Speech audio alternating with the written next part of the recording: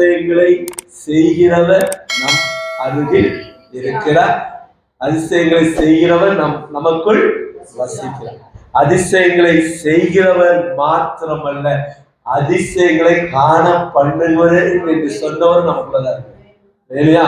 அவர் செய்கிறார், அதை நம்மை காணவும் செய்கிறார். அல்லேலூயா.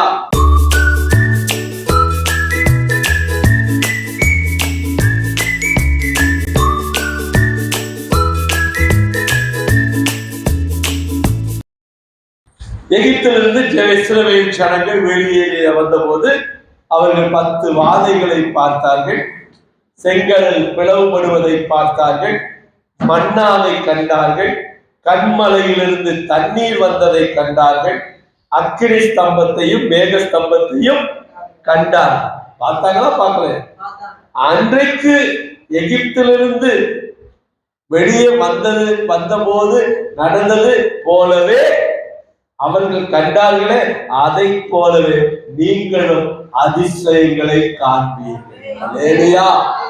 நீங்களும் கூட சொல்லியிருந்தா கூட மொத்தமா சொல்லியிருக்கலாம். நீ எகிப்திலிருந்து வந்தேல அன்று நடந்ததை போலவே உன்னை அதிசயம் ஒருமையில சொல்றாரு. அதனால ஒவ்வொருவரையும் ஆண்டவர் என்ன செய்வாரு? அதிசயங்களை காணப்படுகிறது. இந்த மாதத்துல நிச்சயமாய் அதிசயங்களை காணப்படுகிறது. இதுக்கு போய் ஆரம்பிச்சிருப்பார். இந்த 7 தேதி ஆயிடுச்சு, ஆண்டவர் ஆரம்பிச்சிருப்பார். அதிசயங்களை இருப்பாங்க. எப்படி என்ன ஏதுன்னு தெரியாது. அதுக்கு பேர் தானே அதிசயம். என்ன நடக்கும், எப்படி நடக்கும், ஏன் கிடைக்கும், எப்படி கிடைக்கும் எது தெரியாது. இந்த 1ஆம் தேதி சாட்சி கொடுத்துட்டு நான் சாட்சியை பண்ணிக்கலாம்னு நினைக்கிறேன். ரோனி பியூரா அவங்களுடைய மாமியார் சாரோன், பாஸ்டர்மா சாரோன் அவங்க சுகவீனமா இருப்பதாக சொன்னாங்க. அவங்களுக்கு கொஞ்சம் ப்ரெஷர் இதாக இருக்குது, ஹார்ட்ல கொஞ்சம் ப்ராப்ளம் இருக்குது அப்படின்னு சொல்லி அவங்க சொல்லியிருந்தாங்க. சரி, நம்ம போய் என்ன செஞ்சிருவோம், அவங்கள போய் பார்த்துட்டு வந்துடுவோம் அப்படின்ட்டு நாங்கள் என்ன செஞ்சோம், செவ்வாய்க்கிழமை திங்கட்கிழமை மாலையில் நாங்கள் அவங்கள போய் பார்க்கறதுக்கு போனோம். பார்க்கும்போது பேசிட்டு இருந்தோம். எப்படி அவங்க மூச்சு பேசுறது ரொம்ப கஷ்டமா இருக்கு, ரொம்ப மூச்சு விடுறதுலாம் ரொம்ப இதாக இருக்குது. ஒரு 30% தான் உங்களுக்கு ஹார்ட் ஃபங்க்ஷன் பண்ணுது அப்படின்னு சொல்லியிருக்காங்க. இருந்தாலும் ஒரு ஆஞ்சியோ பண்ணி பார்த்துருவோம் எப்படி இருக்குதுன்னு அப்படி சொல்லியிருக்காங்கன்னு சொல்லி அவங்க சொல்லியிருக்காங்க.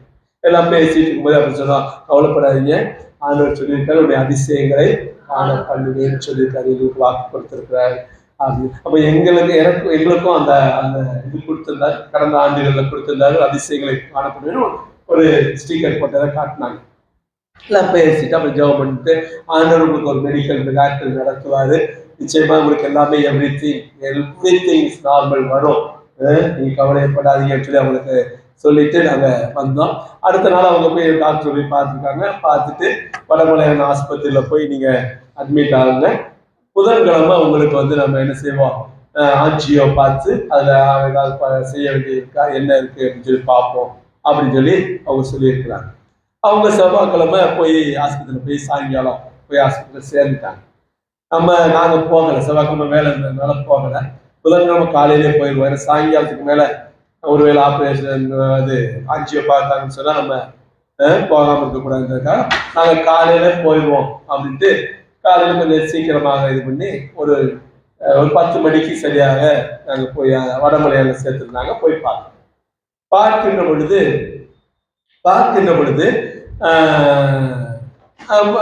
நாங்கள் போய் பார்க்க அங்க டாக்டர் வந்துட்டாரு, உங்களுக்கு ஆஞ்சியோ பார்க்கணும், ரெடி ஆகுங்க அப்படின்னு சொல்லி கூப்பிடுறாங்க.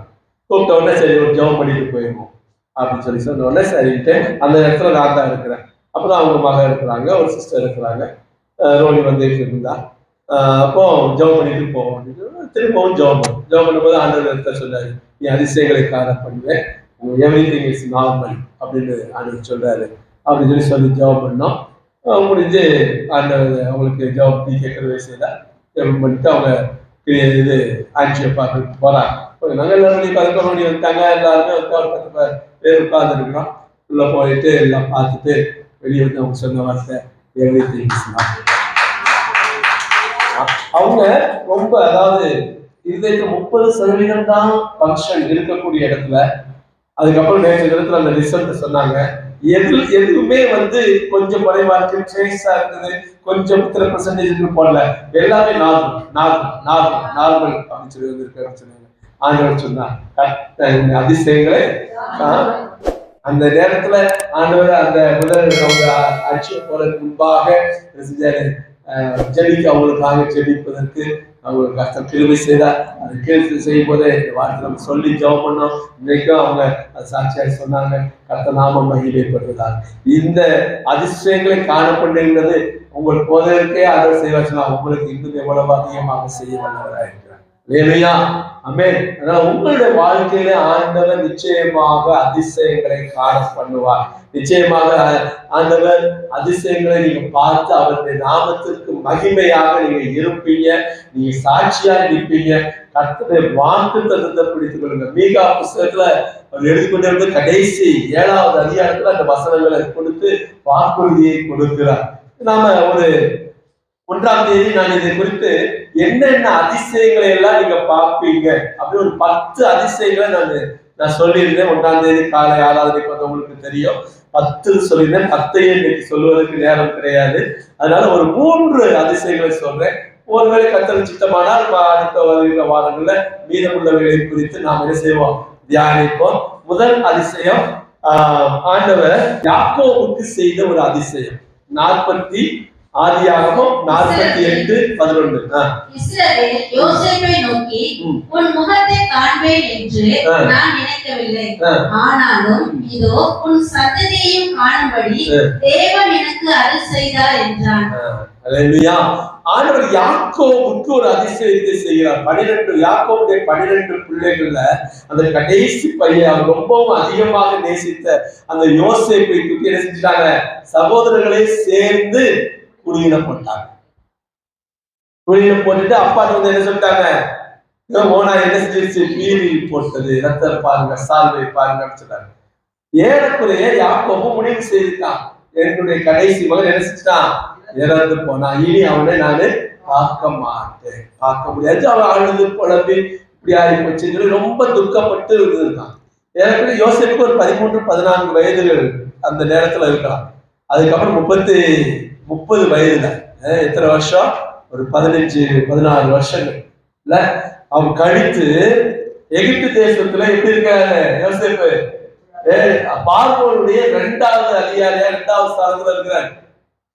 அங்க இருக்கிற அந்த யோசேப்பு அவங்க சகோதரர்கள் அந்த பஞ்சத்துல உணவு வாங்க தானியங்கள் வாங்க வருகின்ற பொழுது சகோதரர்கள் பார்த்துட்டு உங்க அப்பாவை கூட்டிட்டு வாங்க அப்படின்னு சொல்லி அவர் சொல்லும் போது அவங்க அப்பாட்ட போய் சொல்லி அவர் கூப்பிடுறாங்க, அவர் வரமாட்டேன்றாரு. அப்புறம் கடைசி மகனை கூட்டிட்டு வாங்க, இப்போ கடைசி மகனை கூப்பிட்டு பிடிச்சு வச்சுக்கலாம், உங்க அப்பா வந்தாதான். அவங்க அப்பாவை கூப்பிட்டு பார்க்கும்போது யோசேப்பு தன்னை வெளிப்படுத்துகிறான். அப்ப யாக்கோபு சொன்ன வார்த்தை தான் அந்த வார்த்தை. இது பாருங்க, காணாம போனான், பார்க்கவே முடியாது, செத்து காணாம போயிருந்தா கூட தேடி இருக்கலாம், ஏதோ எங்கேயாவது இருப்பா, எப்படியாவது வந்துருவான்னு சொல்லி தேடலாம். ஆனா செத்து போயிட்டான முடிவு பண்ணுன ஒருத்தரை கொண்டு ஒரு அதிகாரியா நிறுத்தி வைத்திருப்பது ஆண்டவர் செய்த அதிசயங்கள்ல யாக்கோபுக்கு பெரிய அதிசயம் அதுதான். திருப்பி வாசிக்க அந்த வசனத்தை 48:11.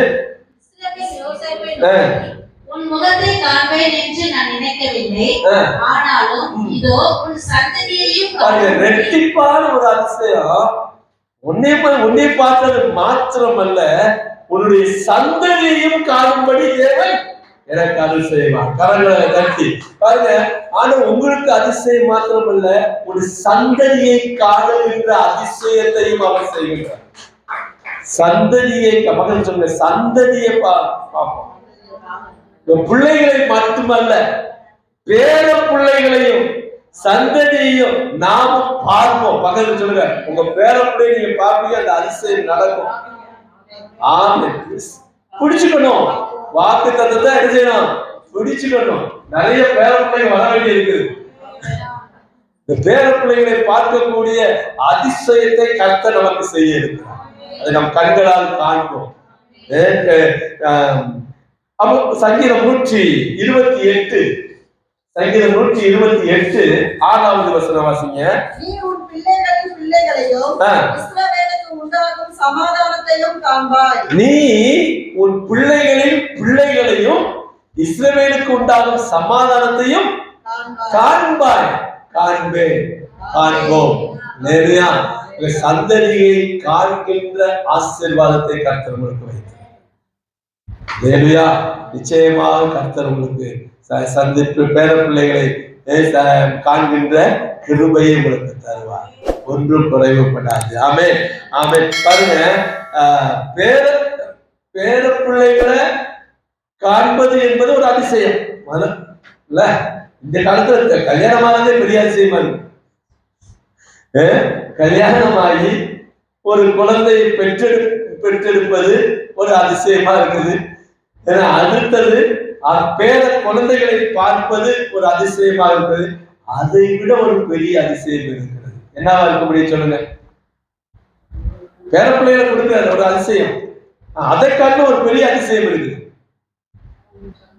அந்த பேர பிள்ளைகள் தேவனை சேவிக்கின்ற பிள்ளைகளாக வளருவது என்பது கர்த்தர் நமக்கு காட்டுகின்ற அதிசயம். எத்தனை பேர பிள்ளை விலகி போயிட்டு இருக்குது பாருங்க. எத்தனை பேர பிள்ளைங்க எல்லாம் கல்யாணத்தை முடிச்சு வச்சு கிறிஸ்துக்குள்ள உள்ள பிள்ளையாக இருந்தாலும் பேர பிள்ளைகள் ஆலயத்து பக்கம் ஆளே வரமாட்டேங்க, ஆராதனைக்கு வரமாட்டேங்க, தேவனை சேவிக்க மாட்டேங்க. அது பல விஷயங்கள்ல பிஸியா இருக்கிறாங்க நம்ம பேர குழந்தைகள். யாக்கோபு என்றாவது ஒரு நாள் யோசேப்பை பார்ப்பது ஒரு துளி விசுவாசம் அவருக்குள்ள நிச்சயமா இருந்திருக்கும் தான் நான் நினைக்கிறேன். முழுசுமாவே இதை அடிச்சு போட்டதை நம்பிக்க மாட்டான். ஒரு சின்ன விசுவாசம் வயலே சொன்னாலும் எப்படியாவது என்னமாவது எங்கேயாவது ஒரு ஓரத்துல எங்கேயாவது ஒரு இடத்துல என் மகன் இருக்கிற மாட்டானா, என் மகன் இருக்கிற மாட்டானா, உன்னை என்னைக்காவது ஒரு நாள் நான் பாத்திர மாட்டேனா. ஏன்னா அவன் இறப்பை அப்படி சரீரத்தை அவன் என்ன செய்யல, கண்ணால பார்க்கல. அதனால அவனுக்கு உள்ளுக்குள்ள லேசா, இது நான் சொல்றதுதான், இது நான் சொல்றதுதான், லேசா ஒரு விசுவாசம் என்ன செஞ்சுட்டு இருக்கு, ஒரு நூலிலேயே ஓடிக்கிட்டே இருந்திருக்கணும். ஆண்டவர் அதை பார்க்கிறார். அந்த விசுவாசத்தை நிச்சயமா பார்த்திருப்பார். மகனுக்காக ஏங்கி நிற்கக்கூடிய பார்க்கணுமே பார்த்து அந்த அதிசயத்தை நீ மகனை காட்டுறது இல்லாம பேர குழந்தையை காட்டி அவர்களை ஆசீர்வதித்து அவர்களுக்கு தனி கோத்திரமாக ஆசீர்வதிக்கிற கிருபையை ஆண்டவர் கொடுத்தார். அவ்வளவு ஒரு ஆசீர்வாதம். அப்போ நான் இன்னைக்கு உங்ககிட்ட ஒரு கேள்வி கேட்கிறேன். உங்களுடைய சந்ததிக்கு, உங்களுடைய பேர குழந்தைகளுக்கு, பேர பிள்ளைகளுக்கு, உங்களுடைய சந்ததி வழியாய் வரக்கூடிய சந்ததிக்கு நீங்கள் எதை விட்டு செல்லுகிறீர்கள்? எதை விட்டுட்டு போறீங்க? அல்ல ஒண்ணு இல்ல, உட்கார்ந்து சாப்பிடலாம். என் பிள்ளை, என் பேர குழந்தைங்க, என் சந்ததி செய்யலாம், உட்கார்ந்து சாப்பிடலாம். 4 தலைமுறைக்கு தேவையான சொத்தை சேர்த்து வச்சிருக்கேன். அவன் கஷ்டப்பட வேண்டியதே இல்லை. அவனுக்கு வீடு இருக்கு, நிலம் இருக்கு, இடம் இருக்கு, எல்லாம் இருக்கு. அவன் பாட்டுக்கு வட்டிக்கு வீட்டுக்கு சம்பாதிச்சு கூட சாப்பிட்டு போயிடலாம். அப்படி சேர்த்து வச்சிருக்க சொத்தை சேர்த்து வைத்து விட்டு போகிறீங்களா? இல்ல உங்க சந்ததியா தேவனை ஆராதிக்க வேண்டும் என்கிற ஒரு விசுவாசத்தையும் ஒரு பக்தியையும் உங்க பேர குழந்தைகளுக்கு கொடுத்து நீங்க விட்டு அந்த விசுவாசத்தை விட்டு விட்டு போகிறீங்களா? நீங்கள் அதிசயங்களை காண வேண்டும் என்று சொன்னால் உங்கள் பிள்ளைகள், பேர குழந்தைகள் தேவனை சேவிக்கிறவர்களாக இருக்க வேண்டும். கர்த்தர்களை அந்த அதிசயத்தை காண பண்ணுவார். நான் வர்றேன், என் மனைவி வர்றான், என் பிள்ளைய எப்படியோ கொண்டு வந்துட்டேன். ஆனா பேரணிகளை பத்தி கேட்காதீங்க பாஸ்டர், பேர பிள்ளைகளை பத்தி கேட்காதீங்க. அதுக்கு சோறு ஊட்டுறதுக்கே எனக்கு நேரம் பத்தல, அதுக்கு பின்னாடியே சுத்துறதுக்கே நேரம் பத்தல. ஏதாவது சொன்னா நிறைய தாத்தாக்களும் பாட்டிகளும் பெரிய பெரிய ஆபீசர்களாக இருப்பாங்க, ரிட்டையர்டா இருப்பாங்க. ஆனா எல்லாரும் அடக்கி போகிற ஒரு ஆள் யாருன்னா இந்த பேர குழந்தைங்க தான். அவன் ஏறி மேல நின்றுட்டு அவருக்கு அப்படின்னா அப்படி போய் கை கட்டிப்பாரு. இங்க இவன் குச்சியை வச்சு அடிப்பான். நெல்லு தாத்தா, உட்காரு தாத்தா, எந்திரி தாத்தா, வேலையா. அப்ப அந்த பேர குழந்தைக்கு நம்ம என்ன செய்யறோம், அவ்வளவு அதிகமாக நம்ம அன்பு காட்டுகிற நாம அந்த பேர பிள்ளைங்க, அந்த சந்ததி கிறிஸ்துவின் சந்ததியாக வரும், வர வேண்டும், வரணும் என்கின்ற அந்த ஆசையும் அந்த விசுவாசமும் அந்த எண்ணமும் அந்த சிந்தையும் உங்களுக்கு இருந்துச்சுன்னா ஆண்டவர் சொல்றாரு, நீங்கள் அதிசயத்தை காண்பீர்கள். நிச்சயமாக உங்கள் சந்ததி பிள்ளையின் பிள்ளையை காண்பார். இஸ்ரவேலுக்கு உண்டாகும் சமாதானத்தை காண்பார். வேலையா அப்போ உங்க இருதயத்தில் ஒரு சமாதானம் வருவாங்க. என்னுடைய சந்ததியில அடுத்து வந்துருச்சு, என் பிள்ளைங்க பேர பிள்ளைகளா சந்ததி வந்து உட்கார்ந்துருச்சு, தேவனுக்கு வந்து உட்கார்ந்துருச்சு, இனிமே எனக்கு கவலை இல்லை, ஒரு சமாதானம் உண்டாகும். எத்தனை பேர குழந்தைகள் இந்த சந்ததி வந்து இங்க உட்கார்ந்து இருக்குது? இந்த சந்ததி வர ஆரம்பிச்சிருச்சா? இந்த சந்ததியை கொண்டு வந்து பாருங்க, எப்படியாவது என்னுடைய சந்ததி தேவனை சேவிக்க வேண்டும், அந்த அதிசயத்தை நான் காண வேண்டும், அந்த அதிசயத்தை நான் பார்க்கணும். ஆண்டவர் நிச்சயமாய் நீங்கள் காண்பீர்கள், நிச்சயமாய் செய்கிற தேவனாய் இருக்கிறார். அல்லேலூயா. இரண்டாவது அதிசயத்தை நீங்க பார்க்க போற அதிசயம் 2 நாளாகமம் 31ஆம் அதிகாரம் 8-10 வசனங்களை வாசிப்போம். எசேக்கியாவும் பிரபுக்களும் வந்து அந்த குவியல்களை காணும்போது கர்த்தருக்கு ஸ்தோத்திரம் செலுத்தி அவருடைய ஜனமாகிய இஸ்ரவேலை புகழ்ந்தார்கள்.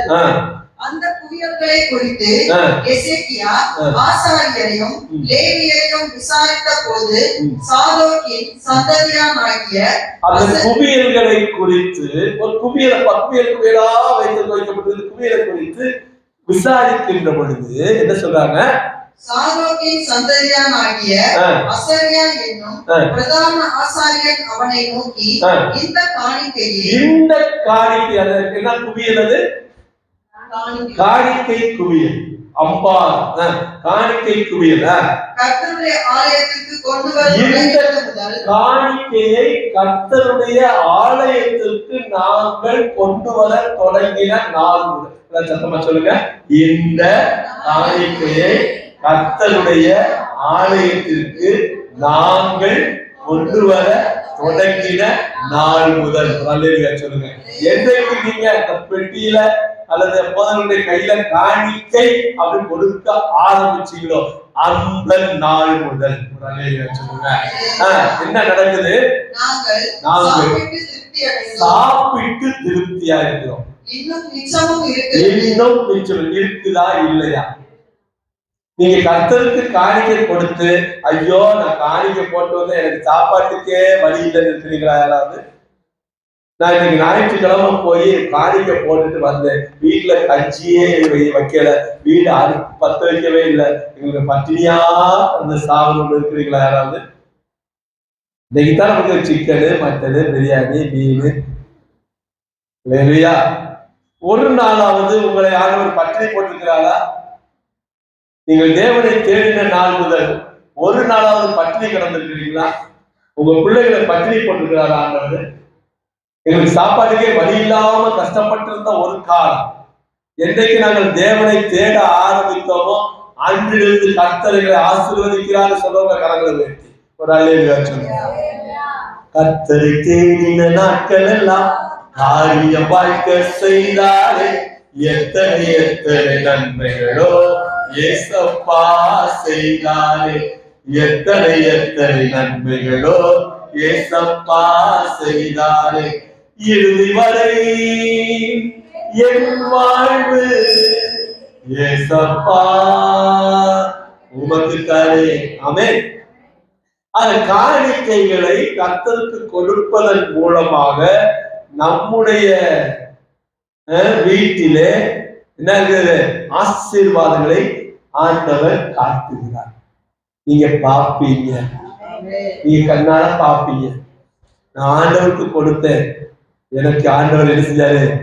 திரும்ப பல மடங்கு ஆசீர்வாதத்தை கொடுத்தார். நிச்சயமா உங்களால சாட்சி சொல்ல முடியும். கர்த்தருக்கு கொடுத்த உன்கிட்ட என்ன இருக்குது? ஒருத்தன் சொன்னா 5 அப்பம் 2 மீன் கொடு, 5000 பேர் சாப்பிடு. உன்கிட்ட என்ன இருக்குது? என்ன சொன்ன? ஒரு அப்பத்துறதுக்கான மாவு, எண்ணெயும் மாவும் தான் இருக்குது, எனக்கு முதல்ல சுட்டு கொடு. சுட்டு கொடுத்தா என்ன அதிசயம் நடந்துச்சு? மாவும் குறையல, எண்ணெயும் குறையல. இல்லையா? கர்த்தருக்கு நான் கொடுக்கிறேன். நாணயத்திற்கு வந்து நாங்கள் காணிக்கை கொடுக்க தொடங்கின நாள் முதல், கொடுத்து கொஞ்சம் ஒரு 10 நாள் கழிச்சு இல்ல, கொடுத்து 1 வருஷம் கழிச்சு இல்ல, என்றைக்கு நீங்க உற்சாகமாய் கொடுக்கிறவனிடத்துல தேவன் பிரியமாய் இருக்கிறார். வாரி இறைத்தார், ஏழைக்கு கொடுத்தார், அவன் நீதி என்றைக்கும் நிலைக்கும். இல்லையா? நான் கொடுத்தேன், அதனால நான் ஓட்டாண்டி ஆகி போனேன், எனக்கு ஒண்ணுமே இல்லைன்னு சொல்ல முடியாது. ஏன்னா நீங்கள் கொடுப்பதன் மூலமாக கர்த்தர் உங்களுக்கு கடனாளி ஆவதே இல்லை. நான் ஒருத்தருக்கு கொடுத்தேன்னா அவன் எனக்கு கடனாளி, அவன் திருப்பி கொடுக்கிற வரைக்கும் அவன் கடனாளி. அப்படிதானே? நான் உனக்கு உதவி செஞ்சாலுமே, ஒரு உதவின்ற பேரை செஞ்சாலுமே அவன் எனக்கு கடனாளி. ஆனால் தேவன் அப்படிப்பட்டவர் அல்ல. அவர் யாருக்கும் கடனாளி அல்ல, அவர் யாருக்கும் பாரமும் அல்ல. அவர் அர்த்தம் தெரியல. ஆக ஆண்டவர் நீங்க கொடுத்தத பல மடங்காக அமுக்கி குலுக்கி சரிந்து விழும் மடியில் சரிந்து விழும்படிக்கு அளப்பார்.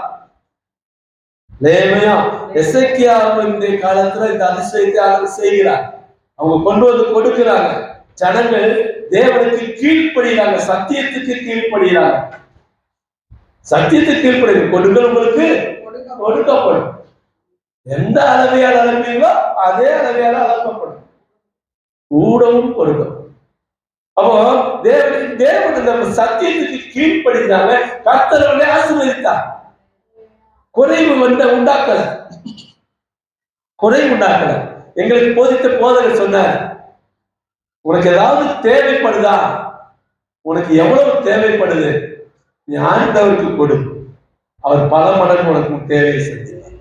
எனக்கு இந்த மாசம் ஒரு 1 லட்சம் ரூபாய் வேணும் அப்படின்னா நான் 10,000 கொண்டு போய் ஆண்டவர் கொடுத்துட்டேன்னு வச்சுக்கோங்க, தேவைகள் 10 லட்சமாக கூட சந்திக்கப்படும். ஆனா நிச்சயமா கொடுப்பார். ஐயோ எனக்கு 10,000 ரூபாய் தேவைப்படுது, 1 லட்சம் ரூபாய் தேவைப்படுறதுல 10,000 குறையுது, எங்கிட்ட நான் கொடுக்கறது? எத்தனையோ சத்தியங்கள் சொல்லியிருக்கோம். அவர் அதிசயங்களை காணப்படுவார். எப்படிப்பட்ட அதிசயங்களை கண்டார்கள்?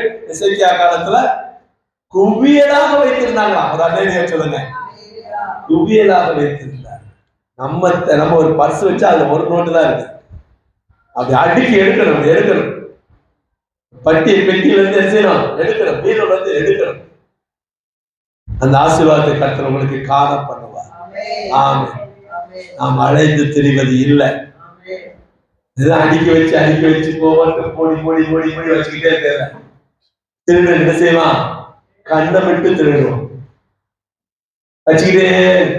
அந்த பெட்டகத்துக்கு ஒரு பாதுகாப்பு வேணும்னா இந்த பெட்டி நிலையம். ஒரு அல்லேலூயா சொல்லுங்க. இந்த பெட்டியில நீ போட்டேன்னா நீ வைத்திருக்க அந்த பெட்டகம் பாதுகாப்பாக. ஆமென். கர்த்தர் அப்படி ஒரு அதிசயத்தை உங்களுக்கு காட்டுவார். கவனிங்க, ஆசீர்வாதத்தை பற்றி அவங்க கேள்விப்படல, அதை என்ன செஞ்சாங்க? கண்டாங்க. ஆசீர்வாதத்தை கண்ணால பார்த்தாங்க. நான் கொடுக்கிறதுனால வந்து ஆசீர்வாதத்தை கண்ணால பார்க்கிறோம். ஆண்டவருக்கு கொடுக்கிறதுனால ஏற்படுகின்ற அந்த பலனை கண்ணால பார்க்கிறோம். பார்க்கிறீங்களா? இல்லையா? அப்போ ஆண்டவர் சொன்னாரு, அதிசயங்களை காண பண்ணுவேன்னு சொன்னவரு, அந்த காண பண்ண அந்த வாக்கு தத்துவத்தின்படியே அவர்கள் பொருளாதார அதிசயம் அப்படின்னு சொல்லுவோம். எதை பொருளாதார அதிசயம்? பொருளாதாரத்துல ஒரு அதிசயம் வருது, பொருளாதாரத்துல ஒரு அதிசயத்தை அவர் காணப்படுவார், நீங்க பாப்பீங்க அப்படின்னு சொல்லி சொன்னா குறிச்சு வச்சுக்கோங்க, உங்களுடைய கடன் சுமைகளை ஆண்டவர் நீக்குவார். அதிசயம். இப்ப நான் நினைச்சிருந்தா என் சம்பாதத்துக்கெல்லாம் அந்த கடன் எல்லாம் அடைச்சிருக்கவே முடியாது. நான் வாங்குற சொற்ப சம்பளத்துல பிள்ளைகளை படிக்க வைக்க முடியாது. இந்த இதுக்கெல்லாம் வந்து செய்யவே முடியாது அப்படின்னு நினைக்கல. எல்லாத்துக்கும் முடியாது அப்படின்னு நினைக்கல பூரா முடிய வைக்கிற தேவன் தான் அதிசயம். இல்லையா? ஆகத்துல என் நாமம் அதிசயம், என் நாமம் அதிசயம். இல்லையா? அதே போல வேலை வாய்ப்பு, வேலை கிடைக்கிறதுன்னா அதுல அந்த ஒரு அதிசயத்தை கண்டிடுவா. நீங்க நீங்க நினைப்பதற்கும் வேண்டுவதற்கும் மேலாக செய்கிறது. இல்லையா? வெளில பார்த்ததெல்லாம் நடக்கிறது கூட அதிசயமா தான் நடக்க போகுது. நான் எதிர்பார்த்தேன் அப்படியே நடந்துச்சுன்னா சொல்ல முடியாது. நீங்கள் எதிர்பார்ப்பதை காட்டிலும் ஆண்டவர் அதிகமாக செய்து உங்களை அதிசயங்களை காணப்படுவார். இல்லையா? தொழில் செய்வீங்க, தொழில் அப்படியே ஒரு மந்தமா போயிட்டு இருக்குதா, அந்த பொருளாதாரத்துல ஆண்டவருடைய ஆசீர்வாதத்தை கட்டு எங்ககிட்ட வந்த அதிகமான பேர். ஏன்னா நாங்க எதுல இருந்து எப்படி ரசிக்கப்பட்டோமோ அதுதான் எங்களுக்கு ஒரு பாடமா இருக்கும். நாங்கெல்லாம் உண்மையை சொன்னா கடன்ல தான் ரசிக்கப்பட்டிருக்கேன். அவ்வளவு கடன் உங்களுக்கு ஏற்கனவே நிறைய சாட்சிகளை சொல்லியிருக்கிறேன். அவ்வளவு கடன் 11,100 ரூபாய் சம்பளம், 12 லட்சம் ரூபாய் கடன். ஆனா ஆண்டவர் அது எப்படி அழைச்சாரு, எப்படி இது பண்ணாரு, ஆண்டவர் செஞ்சாரு, அதிசயம் பண்ண நடந்துச்சு, செய்வார். அதுதான் அந்த அந்த தொழில். நான் ஒரு தொழில் செய்யறேன், எனக்கு வருமானம் பத்தல, எனக்கு இதுல பத்தல, குறைஞ்சிக்கிட்டே போகுது. ஆண்டவருக்கு கொடுங்க, கர்த்தருக்கு கொடுத்து பாருங்க. ஒரு உடலை கொடு, உள்ளத்தை கொடு, உற்சாகமா உன்னை கொடு, ஒப்பு கொடு, சந்தோஷமா 10ல் 1 பங்கு கொடுத்து பாரு, உன்னை கடனே இல்லாம நடத்துவார். இது அதாவது இது எப்படின்னா, இது வந்து ஒரு விசுவாசங்க. அது எதுக்கு கொடுக்கணும், ஏன் கொடுக்கணும், அதனால நிறைய யூடியூப்ல போடுறாங்கல்ல, தேவையில்லை. அது பழைய ஏற்பாட்டு நியமம், புதிய ஏற்பாட்டுல அப்படிலாம் கிடையாது. இப்படிலாம் பேசி இது ஒரு டிஸ்கஷன் பண்ணி கொடுக்கணுமா வேண்டாமா, அவர் அதை என்ன செய்யறாரு, அது அவர் ஏழைக்கு கொடுக்கிறாரா, அல்ல அவர் பையில போட்டுக்கிறாரா, இது எதுக்கு கொடுக்கணும், இது தேவையா, எப்ப பாரு இதையே சொல்லி.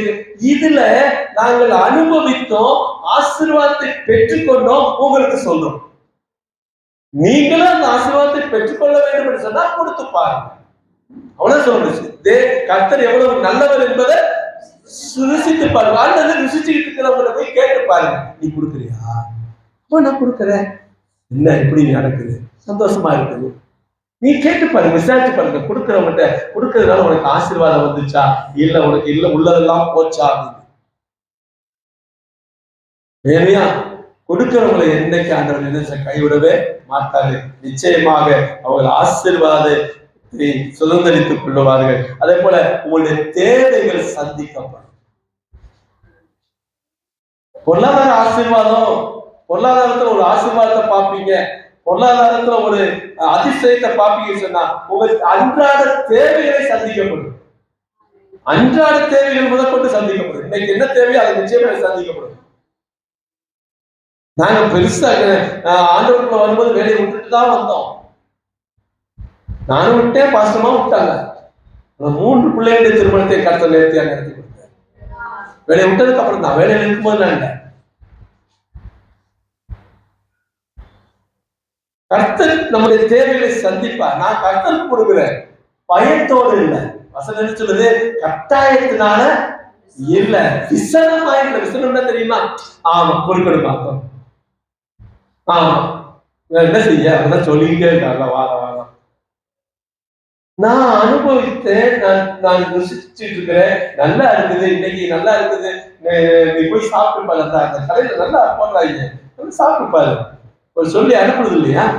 அது மாதிரி நான் உங்களுக்கு சொல்றேன். இல்ல எனக்கு வயிறு, நான் சாப்பிட்டா எனக்கு வயிறு சரியில்லை, அது உங்க இஷ்டம். சாப்பிட்டு நல்லா இருக்கு, ஒண்ணு செய்யல, அஜினோமோட்டோலாம் போடல, வச்சு ஒரு தாக்கலாம், விசுவாசத்தோட போவோம், சொல்றோம். அதை செய்யற ஆளுக்கு நமக்கு குறைப்படாது. இல்லைன்னா பார்த்துட்டு இருக்கிற வேலையிலே இறக்கி விட்டுருவாங்க. இந்த மாதிரி நிறைய ஆள் குறைப்பு நடக்கிறது, அதனால 2-3 வேலை குறைக்கிறோம், அதனால உங்களுக்கு சம்பளம் குறைகிறது, டீப் ப்ரமோஷன் ஆகுது. போக போக கர்த்தருக்குள்ள என்ன செய்யணும், வேலை போயிட்டே இருக்கணும், உயர்ந்து கொண்டே போகணும்.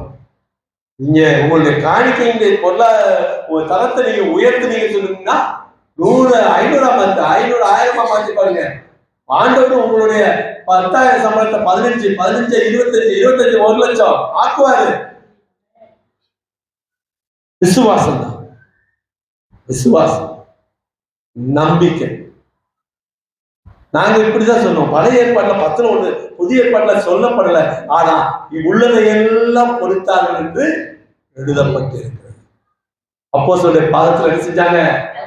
கொண்டு வந்து முழுசா வச்சாங்க, ஆசீர்வதிக்கப்பட்டாங்க.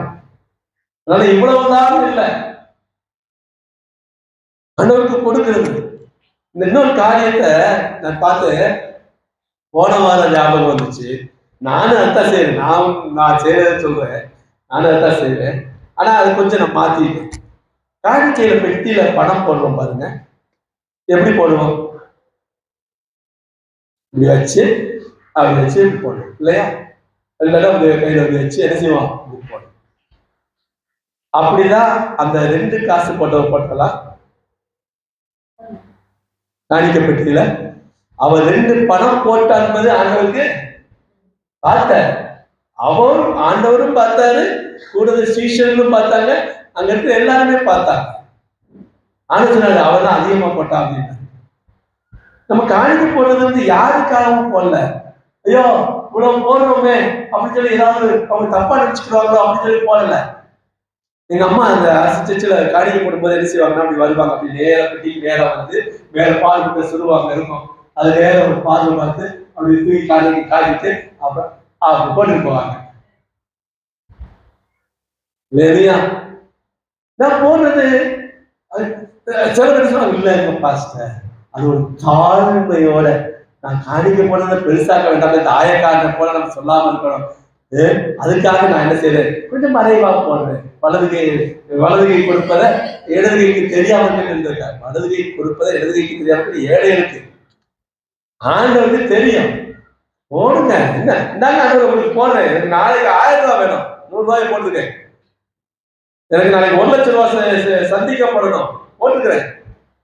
சும்மா தெரியற மாதிரி போடுங்க. பாஸ்ட் பாப்பா சிஸ்டர் பாரு 10 ரூபாய் போட்டுட்டு போய் அந்த மாதிரி காணிய 1 ரூபா காசை போட்டு அப்படின்னு நான் பார்க்க போறாரு. கஷ்டம் பார்க்கிறேன். இருக்கிறதே அவதான் அதிகமா தன்னிடத்தில் இருந்ததை எல்லாம் கொடுத்தா. இது எப்படி உங்களுக்கு நியாயமா தெரியுதா இல்ல வேணாம்னு தெரியுதா? போடுங்க. ஆண்டு நீங்க யார் பார்க்கிறாரு? என்னுடைய கஷ்டத்தை ஆண்டவர் பார்க்கிறாரு. என்னால இவ்வளவுதான் முடியுதுன்றது ஆண்டவர் பார்க்கிறாரு. அவர் செய்வார். அதனால மறைத்து வைத்து போடணும் இல்லை, கர்த்தருக்கு தானே போடுறேன். யார் பார்த்தா இல்லை, ஆண்டவர் பார்க்கிறார். இல்லையா? அதனால தவறு இல்லை. அதனால நான் இப்படி வச்சு அது போட்டு ஒன்றும் தேவையில்லை. இல்லையா? ஒரு அலையிலேயே சொல்லுங்க. ஆமென். சரி, அப்போ வாசிங்க நீதிமொழிகள் 10ஆம் அதிகாரம் 22 வாசிங்க. நீதிமொழிகள் 10:22. கர்த்தருடைய ஆசீர்வாதமே ஐஸ்வர்யத்தை தரும். எது ஐஸ்வர்யத்தை தரும்? கர்த்தர் கொடுத்தா அது ஐஸ்வர்யம். அவருடைய ஆசீர்வாதம் ஐஸ்வர்யத்தை தரும். அதனோட அவர் இந்த பணம் கர்த்தர் கொடுத்த பணம் சொன்னா அந்த பணத்தினால ஒரு வேதனையும் உங்களுக்கு வராது. தவறான வழிகள்ல தவறான வழிக்கு ஏமாற்றி கடையில போய் கொடுத்துருப்போம். கொடுத்த உடனே கடைக்காரன் என்ன செஞ்சிருப்பான்? 10 ரூபாய் கொடுத்துருப்போம். 10 ரூபாய்க்கு ஜாமான் வாங்கியிருப்போம். மிச்சம் 90 ரூபாய் கொடுத்தோன்னு என்ன செய்யலாம்? அப்படின்னு நேரம் அவனை ஒரு பார்வை பார்க்க வேண்டியது. பார்த்துட்டு 10 ரூபாய் கொடுத்த மிச்சம் 90 ரூபாய் அப்படின்னு சபையில வச்சுட்டு வந்துட வேண்டியது. அங்க போய் போற வழியிலே சைக்கிள் காரை வந்து தட்டி விட்டு ஒரு 1000 ரூபாய் செலவு வச்சு இல்ல. நம்முடைய பணம், நம்முடைய உழைப்பின் பணம் ஒருபோதும் ஆண்டவர் செய்யப்படாது, வீணா போகவே விட மாட்டேன். கர்த்தர் நமக்கு கொடுத்த பணம் அதோட வேதனைய கொடுக்க. நான் அடிக்கடி சொல்றது உண்டு, என் பணம் 10 ரூபாய் காணாம போனா கூட நான் உழம்பிடுவேன். எப்படி காணாம போச்சு, எப்படி காணாம போச்சு, எங்க போச்சு, ஏன் போச்சு, எதுக்கு போச்சு, என்ன பண்ண, நான் எங்க யாருக்கு நான் கொடுக்காம விட்டேன், நான் யாருக்காவது நான் ஏமாத்துறேன்னா போதும். அப்படியே ஓஹோ அங்க ஒரு 10 ரூபாய் கூட கொடுத்தாரு, 10 ரூபாயை குறைச்சு இது பண்ணா இங்க 10 ரூபாய் அடிச்சிட்டாரு. நிச்சயமாங்க, சும்மா சொல்லல. ஆங்கிலத்துல சயின்ஸ்ல ஒண்ணு உண்டு, every action has an equal and opposite reaction. ஒவ்வொரு வினைக்கும் சமமான மற்றும் எதிர்வினையும் உண்டு. சும்மா இல்லை. நியூட்டன்ஸ் தேர்ட் லா, நியூட்டனின் 3வது இயக்க விதி. ஆமென். அப்போ கவனிங்க, நிறைய நேரங்கள்ல நீங்க போய் பார்த்தீங்கன்னு சொன்னா, அந்த சின்ன பிள்ளைங்க வாலிப பிள்ளைங்க கொஞ்சம் கவனிங்க. நீ புதுசா ஒரு கடைக்கு போறீங்கன்னு சொன்னா, அந்த கடைக்காரன் முதல் தடவை என்ன செய்வாங்க தெரியுமா? வேணுமே 10 ரூபாய் கூட கொடுப்பான். வேணுமே கொடுப்பான். அது 10 ரூபாய் கூட இருக்குங்க இந்தாங்க சொன்னதுக்கு அப்புறம் நமக்கு கரெக்டா இல்லைன்னா இன்னைக்கு 10 ரூபாய கூட கொடுத்தது அப்படியே மடக்கி வச்சுட்டு வந்துட்டோம்னு சொன்னா, நாளைக்கு நீங்க வாங்குற ஒவ்வொன்றையும் ஒவ்வொரு கிலோ குறையும். 10 ஒவ்வொரு ரூபா என்ன செய்யும்? கூடும். 5 ரூபா கூடும், 10 ரூபா கூடும். மொத்தம் 10 ரூபாய்க்கு 1000 ரூபாய் அடிச்சுவாங்க. தெரியும் அவனுக்கு கூட கொடுக்கல, சும்மா மறந்து போயெல்லாம் கொடுக்கறது கிடையாது. உங்களை டெஸ்ட் பண்ணுவான் புதுசா அவங்களை பார்க்கும்போது. அதனால அவன் சோதிக்கிறானோ இல்லையோ, நான் சரியாக இருக்கிறேன், நான் சரியா. ஒரு பைசானாலும் ஆண்டவருடைய பைசா, ஒரு காசுனாலும் ஆண்டவர் கொடுத்த காசு. சும்மா அதை என்ன செய்ய முடியாது. சினிமா தேட்டருக்கு அதை கொடுக்க முடியாது, டிக்கெட் படப்பாக்களுக்கு கொடுக்க முடியாது, சும்மாலாம் கொடுக்க முடியாது. பக்கத்துல சொல்லுங்க, பொருளாதாரத்துல ஒரு அதிசயம் நடக்க போகுது. நீங்க தான் தீர்க்கதரிசி. பக்கத்துல சொல்லுங்க, நடக்க போகுது. ஆண்டவர் நீங்க பார்ப்பீங்க, பார்த்து சாட்சி சொல்லுவீங்க. ஆமென், ஆமென், ஆமென். 3வது காரியம், கடைசியா 3வது காரியம், ஏசாயா 30:20. உங்களுக்கு துன்பத்தின் அப்பத்தையும் உபத்திரவத்தின் தண்ணீரையும் கொடுத்தாலும், துன்பத்தின் அப்பத்தையும் உபத்திரவத்தின் கண்ணீரையும் கொடுத்தாலும் உன் போதகர்கள் இனி ஒருபோதும் மறைந்திருக்க மாட்டார்கள். உன் கண்கள் உன் போதகர்களை காணும். உன் கண்கள் உன் போதகர்களை காணும். நல்லதான் பார்த்துட்டு தான் இருக்கிறோம். இது என்ன அதிசயமா? உன் கண்கள் உன் போதகர்களை காணும். அதான் வாரம் பார்க்கிறோமே. இது என்ன அதிசயம் இருக்கு? அதே வெள்ளை சட்டை, அதே வெள்ளை சிரிப்பா, அதே வெள்ளை சப்பாரி, அதே மைக்கு, அதே ஸ்டாண்டு, அதே இது. நம்ம இது என்ன அதிசயமா இருக்கு சொல்லுங்க? இது என்ன அதிசயம் இருக்கு? உன் கண்கள் உன் போதகர்களை காணும்.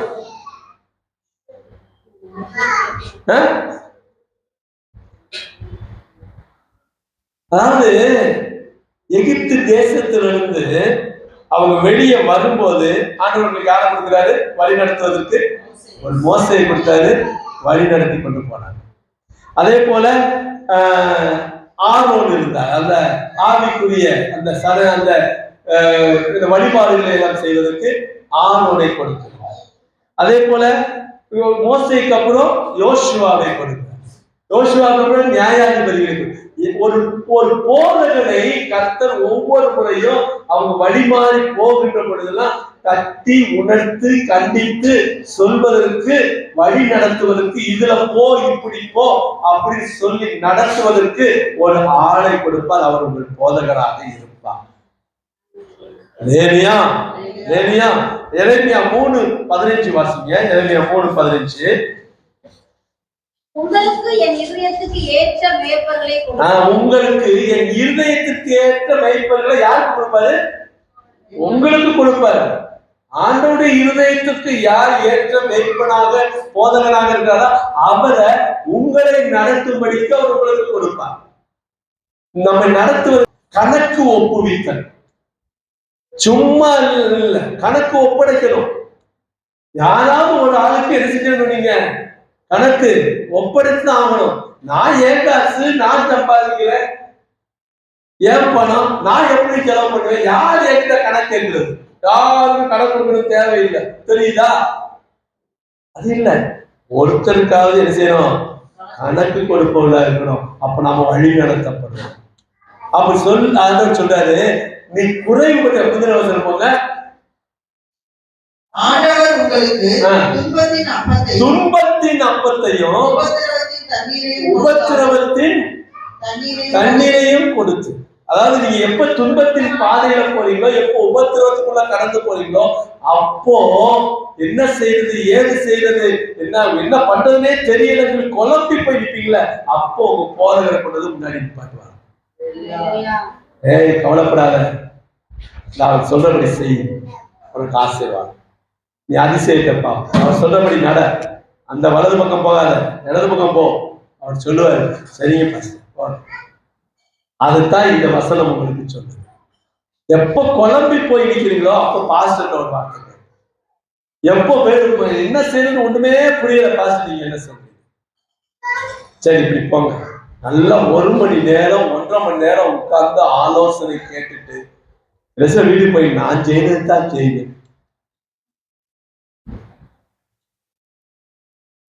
எதுக்கு என்ன ஒரு ஆலோசனை கேட்க, இப்படிதான் ஆண்டவர்கிட்ட போய் நல்லா ஜெபம் பண்ணிட்டு நான் அவங்க செய்யறதுதான் செய்வாங்க.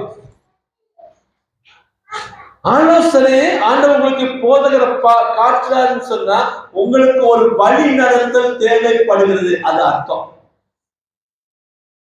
வார வாரம் உங்க போதகர் நிக்கிறாரு சொன்னா வார வாரம் உங்களுக்கு ஒரு வழி நடத்தல் தேவைப்படுது, அதனால போதகர் நிக்கிறாரு,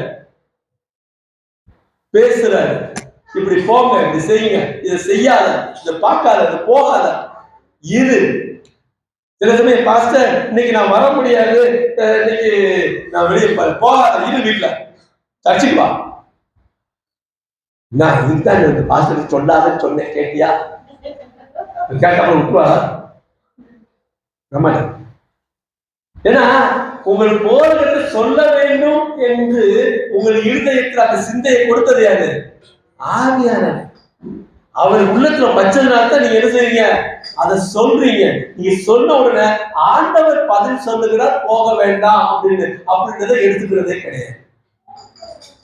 போதகர்களுக்கு இன்ஃபர்மேஷன் கொடுக்க கூடாது, ஒரு இன்ஃபர்மேஷன் தான் பாஸ் பண்ண ஆலோசனை கேட்டேன், போற ஊருக்கு போறது சொன்னேன், எதுக்கு அடுத்த வாரம் திட்டாம இருப்பீங்களா, அதுக்காக தான் சொல்லிட்டு போறேன். இல்ல, உங்கள் முன்னால ஒரு போதகரை காட்டுகிறார் அப்படின்னு சொன்னா உங்களுக்கு ஒரு அதிசயத்தை தேவன் கட்டளையிட போகிறார் அப்படின்னு.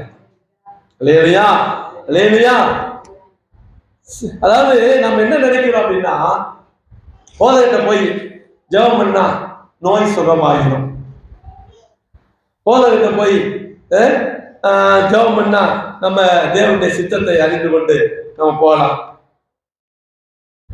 அப்படின்னு நினைச்சுட்டே போறோம். ஆனா போதகருடைய ஆலோசனை இருக்கு பாருங்க, அதான் ஆவியானவர் கொடுக்கிற ஆலோசனை.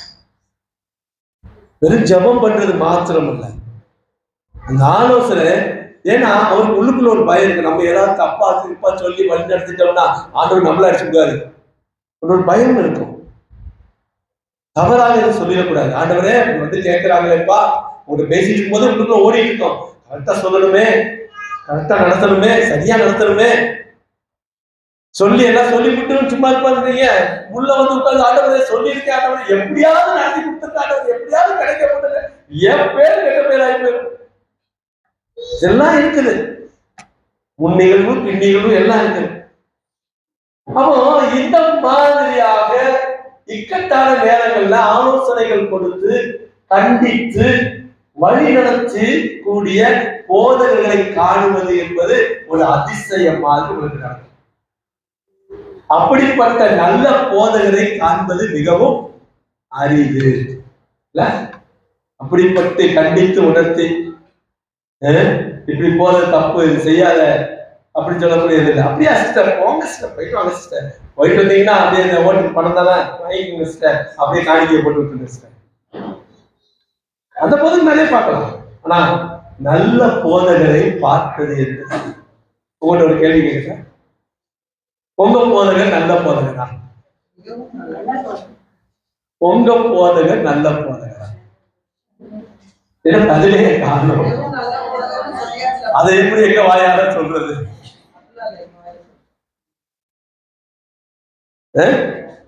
நான் சொல்றேன், உங்க போதகர் நல்ல போதகரே கிடையாது. உங்க போதகர் நிறைய விஷயங்களை காம்ப்ரமைஸ் ஆகுது, உங்க போதகர் நிறைய காரியங்களை விட்டு கொடுக்குறாரு. நிறைய காரியங்களை கண்டுக்கிறதே கிடையாது உங்க போதகர்.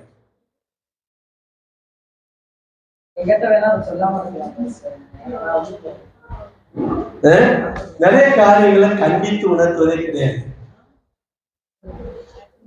பிரசங்கம் பண்றாரு, அது அவருடைய ஊழியம். கேட்கிறோம், அது எங்க ஊழியம். ரெண்டு பேருக்குமான ஊழியம். இந்த இடத்தை விட்டு காலி பண்ணிட்டு போறது. அப்புறம் எப்படி உங்க போதகர் நல்ல போதகர்?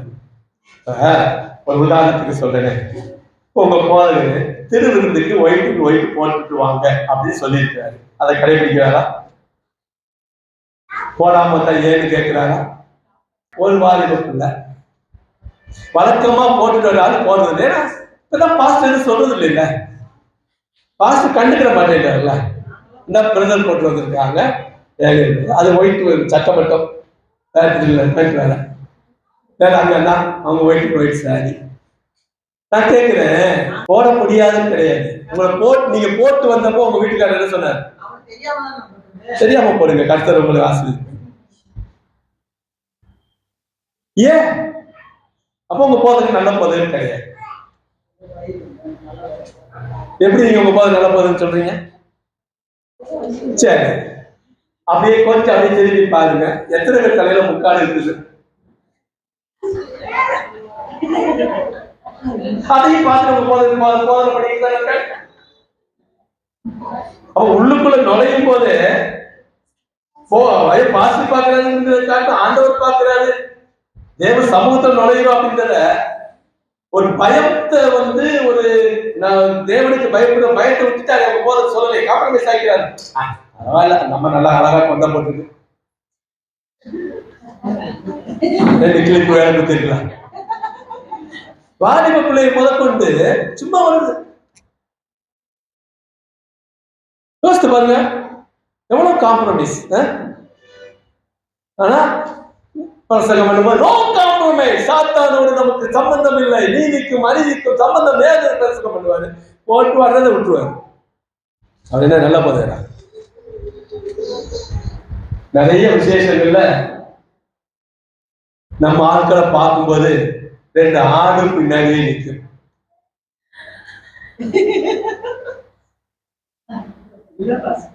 ரெண்டு ஆடு ஒவ்வொரு விசுவாசிக்கு பின்னாடி நிற்கும். எப்படா இந்த கொலை பூ மல்லிகை பூ அப்படி ஆவது விழுகும், நமக்கு சாப்பாடு இன்னைக்கு பிரியாணி. அதே அப்பா கல்யாணம் பொண்ணு ட்ரெஸ் பண்ணுதோ இல்லையோ,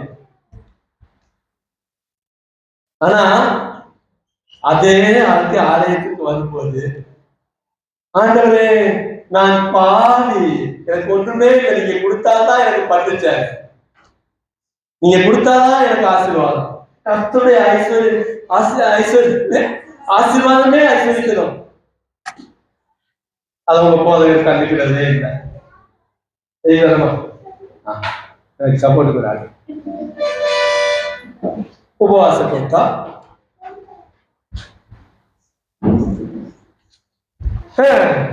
சண்டே கிளாஸ், ஆள் இல்லைன்னா சண்டே கிளாஸே கிடையாது. பாருங்க உங்க போதகர் எவ்வளவு மோசமான ஆள் தெரிஞ்சுக்கங்க. எல்லாம் எப்படி வேணாலும் போலாம், எப்படின்னா அதுக்கு நல்ல போதகரே கிடையாது. இப்படித்தான் இருக்கணும், இப்படித்தான் வேதம் சொல்லுது, சத்தியம் இதைத்தான் சொல்லுது, இதைத்தான் செய்யணும். போராடு, இல்லைன்னா போராடு. இந்த பிறந்த நாளுக்கு கல்யாண நாளுக்கு ட்ரெஸ் கேட்கிறோம், கொடுத்தே ஆகணும்னு கேட்கிறோம். உள்ள பட்டி கிடக்குறதா, நான் எதை வச்சு சமைப்பேன் கேட்கிறோம்ல. அவன் சண்டை போடணும். சும்மா கிடைக்காது சுதந்திரம். பரலோகமும் அதே மாதிரிதான், சும்மா கிடைக்காது. போராடி கேட்கணும். தெருவத்துக்கு ஒயிட்டு தான், முக்காடு போனா முக்காடு தான், அதுலதான் வரணும். அது ஆசீர்வாதம். அதுல வேதனையை கூட்டா. காசு கொடுத்தா மட்டும்தான் வேதனை கிடையாது. நீங்க செய்கின்ற நாள்ல கர்த்தர் வேதனையை கூட்டா கொடுக்க மாட்டாரு.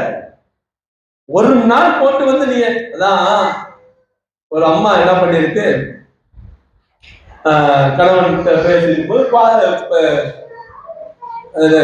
சர்ச்சுக்கு போயிட்டு இருக்கு, கணவன் போல. இனிமே நீ சர்ச்சுக்கு போகக்கூடாது அப்படின்னு சொல்லியிருக்காங்க. இது கேட்கற போயிட்டே இருக்கு. பாஸ்டர் சொல்லியிருக்காங்க, நீங்க ரொம்ப நல்லா வர்றீங்க, நல்லா ரசிக்க இந்த அனுபவம்லாம் உங்களுக்கு இருக்குது, அதனால நீங்க என்ன செய்வீங்க, ஞானசாரம் எடுத்துங்கம்மா அப்படின்னு. உடனே இந்த அம்மா போய் சொல்லு, இந்த அம்மா புருஷன் சொன்னா என்ன ஆகும் தெரியல, அவர் அடிப்பாரு, திட்டுவாரு, விட மாட்டாரு, நிச்சயமா என்ன செய்ய தெரியும்னு யோசிச்சு சரி பரவாயில்ல பார்ப்போம் அப்படின்ட்டு பாஸ்டர் சொன்ன நாளில் போய் ஞானசாரம் எடுத்துருச்சு. முடியும் சேலைகளை ஒன்று மாற்று துணி கொண்டு போகணும். நேரா வீட்டுக்கு போயிருக்கு. புருஷன் செம்ம கோபம், நீங்க அப்படின்னு இருக்காரு. ஒன்னு அப்படியே வாசம் அப்படி நடிக்கிட்டு ஏற்கனவே ஈர வேலை குழுல வேற நடிக்கிட்டு, நீ என்ன பண்ணிட்டு வந்திருக்க அப்படின்னு. ஒன்னு நம்ம டக்குன்னு ஆவியான சொன்னாரா, மன்னிப்பு கேட்கறது, நீங்க மன்னிச்சிருக்கீங்க, இந்த ஒரு தடவை நாங்க இனிமே இருக்கவே மாட்டேங்க, இதை விட்டுருங்க அப்படின்னு. அது நான் பயம் இருக்குது, இந்த ஒரு தடவை மன்னிச்சு விட, உள்ள போ. நான் சொன்ன ஒரு தடவை தானே,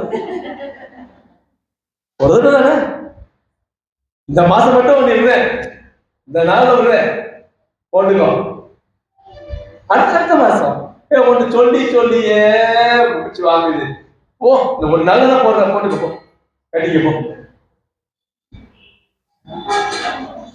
பாருங்க, இந்த நிறைய நேரம் நம்ம என்ன செய்யறோம் அப்படின்னா, என் வீட்டுக்காரர் திட்டுவாரு, என் வீட்டுக்காரர் திட்டுவாருன்னே பழி என்ன செஞ்சிருவான், வீட்டுக்காரர் மேலேயே போட்டுருக்கு. ஆண்டவர் மேல போடுங்க, ஆண்டவர் பார்த்துக்குவாரு, ஆண்டவர் மேல பழிய போடுங்க, எல்லாம் ஆசீர்வாதம். லேலியா போட்டு பாருங்க, கர்த்தர் செய்வார். லேலியா ஏசு நல்ல போதகரா, ஏசு நல்ல போதகரா.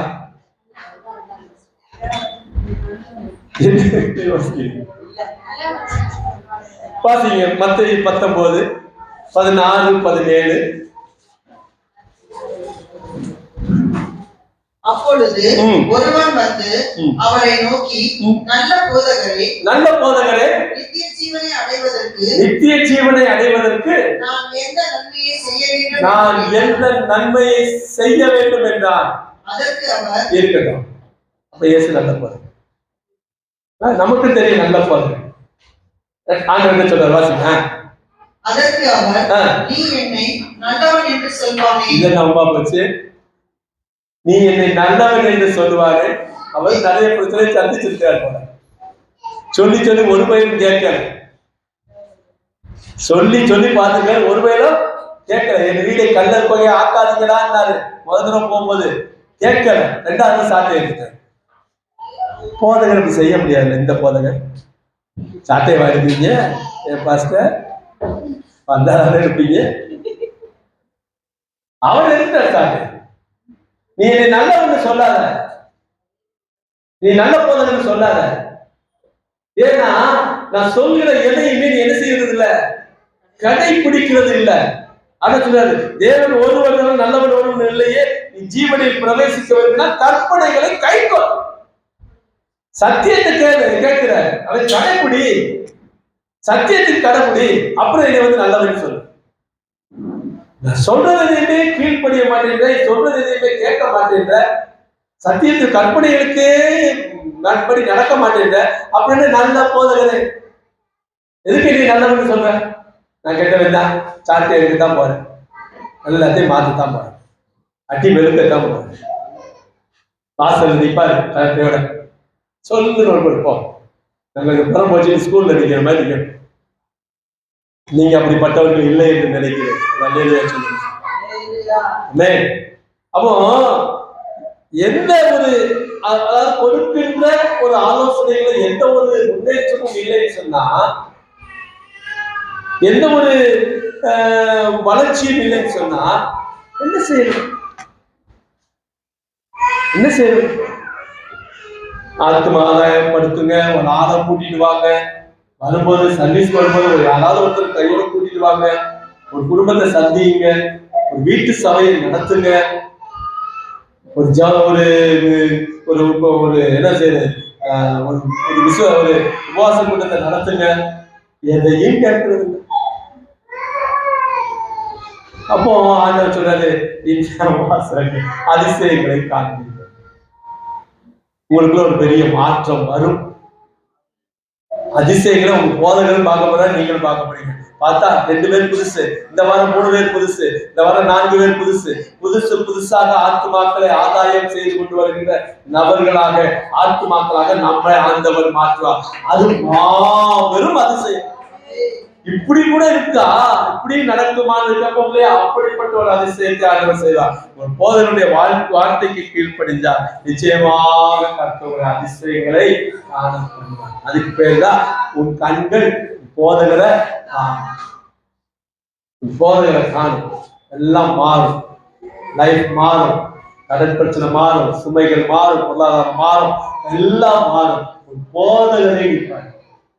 அப்ப ஞாயிற்றுக்கிழமை ஏதோ வந்து ஆராதனைக்கு வந்து போதகரை பார்த்து போனதுனால, வார்த்தையை கேட்கறதுனால நம்முடைய வாழ்க்கையில இதுவரைக்கும் ஏதோ ஆண்டவர் தள்ளிட்டு போறான்னு நினைக்கிறேன். ஏதோ ஆண்டவர் கொஞ்சம் ஏதோ நடத்திக்கிட்டு போறாரு. நம்ம போதகரை கண்கள் காது பார்க்குது, ஏதோ ஒரு 2-3 வார்த்தையை கேட்கிறோம், ஏதோ போயிட்டு அதை நன்றாக கீழ்ப்படுத்தீர்கள் என்று சொன்னா நிச்சயமாக உங்கள் குடும்பத்துல, உங்கள் வாழ்க்கையில, உங்கள் பொருளாதாரத்துல கர்த்தர் அதிசயங்களை காண பண்ணுவார். ஆமென். இந்த 3 அதிசயங்களை பார்த்து, குடும்பத்துல அதிசயம், சந்ததியை காண்போம். 2வது அதிசயம் பொருளாதாரத்துல ஒரு அதிசயத்தை காண்பார். 3வது ஒரு ஆவிக்குரிய அதிசயம், போதகருடைய வழிநடத்தலை பெற்றுக்கொள்கிற அதிசயத்தை கர்த்தர் உங்களுக்கு நடத்துவார். எழுந்து நிற்போம்.